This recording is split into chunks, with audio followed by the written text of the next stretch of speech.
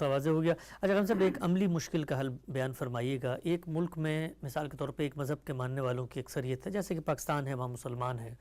اب اسلام زندگی کے بارے میں کچھ ہدایات دیتا ہے، کوئی غیر مسلم اقلیت اٹھ کے کہتی ہے کہ جی یہ جو ہدایت آپ کی ہے، مثال کے طور پہ آپ کے نزدیک زنا ایک بہت بڑا گناہ ہے، جرم ہے، لیکن میں تو مثال کے طور پہ ملحد ہوں، میں تو مانتا ہی نہیں ہوں اس سب کو، تو میں تو زنا کو جرم نہیں مانتا۔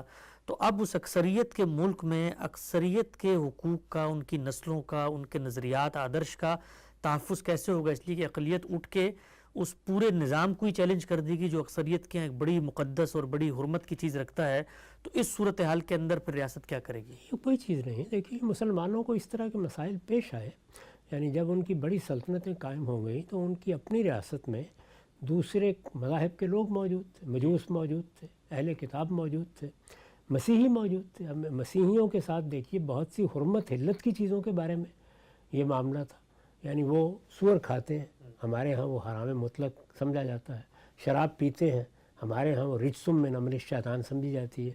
تو اس طرح کے جتنے معاملات ہیں ان کو مل بیٹھ کے طے کر لیا جاتا ہے۔ اس میں اگر فرض کر لیجئے کہ کسی گروہ کے لیے کوئی استثناء پیدا کرنا ضروری ہے تو کیوں پیدا نہیں کر لیا جائے گا؟ ہم نے 70-72 سال تک قبائلی علاقے کے لیے استثناء پیدا کیے رکھا، مسلمان تھے، اپنے ملک کے لوگ تھے، تو یہ کوئی پرابلم نہیں ہوتا۔ اس کو معلوم نہیں لوگ اس انتہا تک کیوں پہنچا دیتے ہیں۔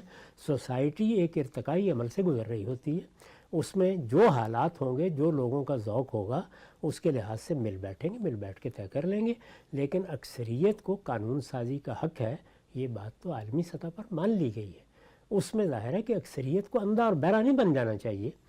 قانون سازی کا حق ہوتا ہے، اس کے باوجود کوشش کی جاتی ہے کہ اتفاق رائے ہو۔ قانون سازی کا حق بھی ہے، دستور کا حق بھی ہے، لیکن ہم نے جب دستور بنایا 73 کا تو آپ دیکھیں اتفاق رائے حاصل کرنے کے لیے کئی مہینے لگے۔ اسی طرح آپ نے دیکھا ہوگا کہ یہاں پہ 18ویں ترمیم کے لیے کیسے اتفاق رائے حاصل کیا گیا۔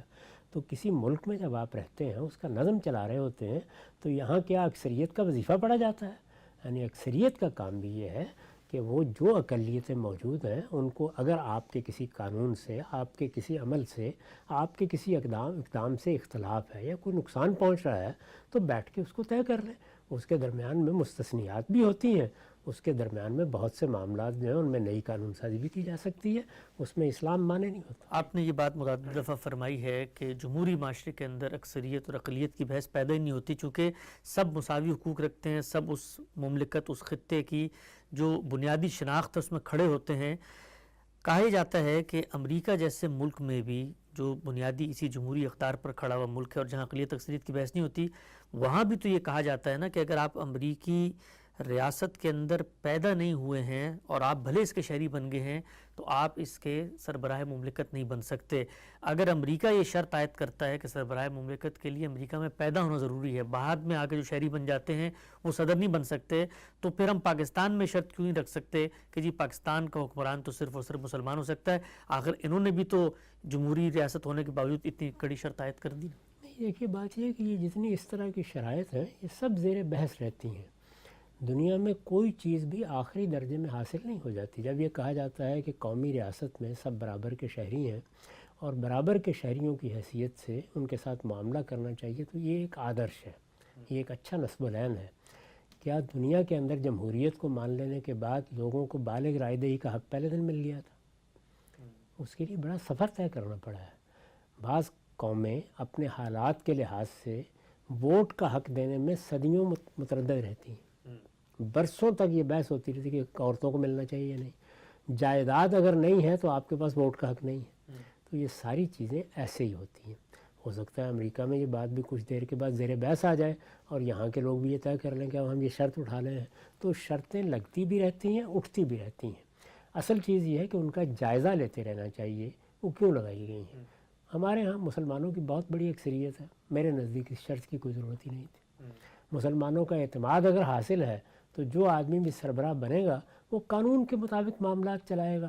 دیکھیے میں نے ابھی آپ کی خدمت میں عرض کیا کہ جو سیاسی اقدار تسلیم کر لی گئی ہیں ان میں ایک بڑی قدر یہ ہے کہ حکمرانی قانون کی ہوگی۔